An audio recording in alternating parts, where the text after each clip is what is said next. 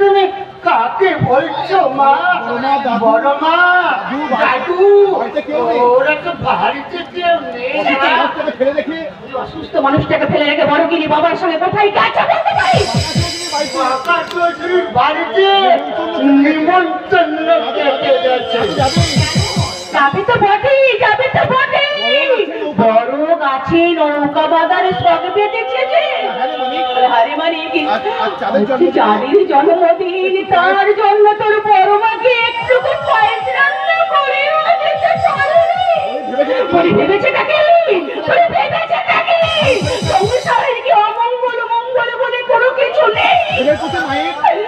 ছেলের উপর থেকে মায়ের কোনো কর্তব্যটুকু নেই। সময় তো খুব বড় বড় কথা বলেছিল। বলি কই সেসব কথা কেন কোথায়?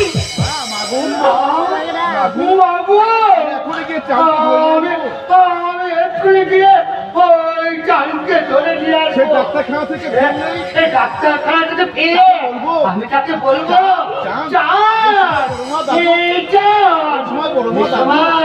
বড় মা, দাদু, কেউ বাড়িতে নেই,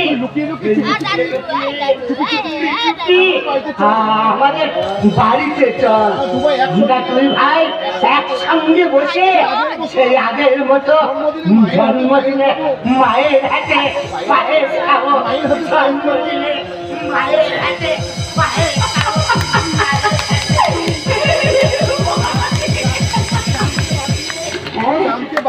কানকে বাতি কেন আমি মানিকের মুখে পায়েস তুলে যেতে পারি না?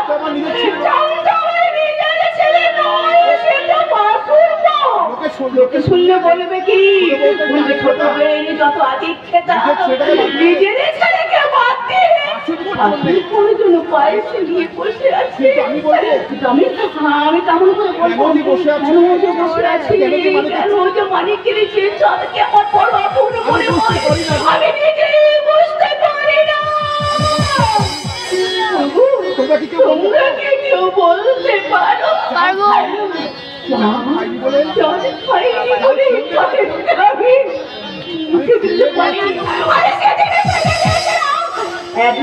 চাচি পারবি না তোরা কেউ কোনোদিন চাঁদ শিউলিকে আলাদা করে পারবি? ওরা যে একই ভিন্ডে ছুটি খুশো, ওরা যে দুজন